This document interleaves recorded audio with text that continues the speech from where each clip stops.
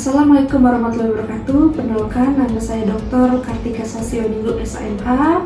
Saya merupakan dosen tetap di Universitas IBA, Fakultas Hukum, Prodi Ilmu Hukum.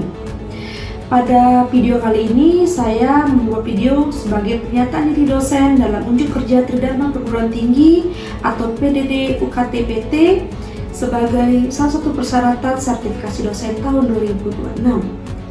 Saya merupakan dosen pengampu mata kuliah kriminologi dengan bobot SKS yaitu 2 SKS dan merupakan mata kuliah wajib di semester 4. Mata kuliah ini memiliki deskripsi sebagai mata kuliah bagian dari hukum pidana yang mengajarkan mengenai jenis kejahatan, tipe-tipe kejahatan, karakteristik kejahatan, dan upaya penanggulangan kejahatan.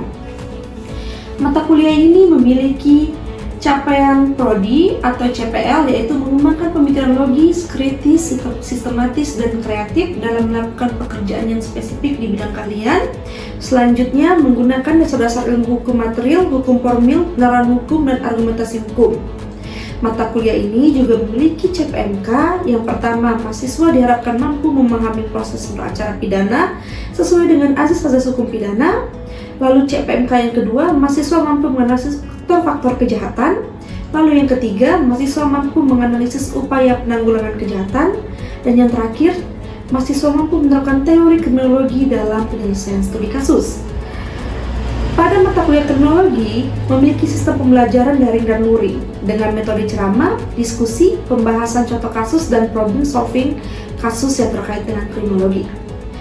Metode penilaian yang dilakukan yaitu 10% terhadap penilaian kehadiran, 20% tugas, 30% UTS, dan 50% UAS. Pertemuan dalam mata kuliah ini terdiri dari 14 pertemuan, yaitu 14 pertemuan teori, 1 pertemuan UTS, dan 1 pertemuan UAS. Materi dalam pembelajaran kriminologi yaitu terdiri dari pengertian dan sejarah, mazhab dan aliran kriminologi, manfaat penelitian kriminologi, tujuan, hubungan kriminologi dengan ilmu pengetahuan lainnya, pengertian kejahatan dan penjahat, tipe-tipe penjahat, daerah kejahatan, sebab dan akibat kejahatan, korban kejahatan, faktor yang memicu perkembangan kriminologi, body type teori, serta penjelasan psikologi dan kejahatan social control. Saya menggunakan referensi buku yaitu buku dari Bapak Topo Santoso serta jurnal-jurnal terakreditasi yang terkait dengan mata kuliah kriminologi. Dalam kuliah kriminologi, saya memiliki kontak perkuliahan yang pertama mengenai waktu kehadiran. Saya memberikan tenggang waktu 15 menit keterlambatan sebelum mata kuliah dimulai. Dan juga saya memberikan tugas secara individu maupun kelompok yang akan dipresentasikan dan akan dibahas di dalam perkuliahan. Baiklah, berikut video perkenalan saya, maka selanjutnya adalah video perkuliahan kriminologi pada pertemuan ke-13. Terima kasih.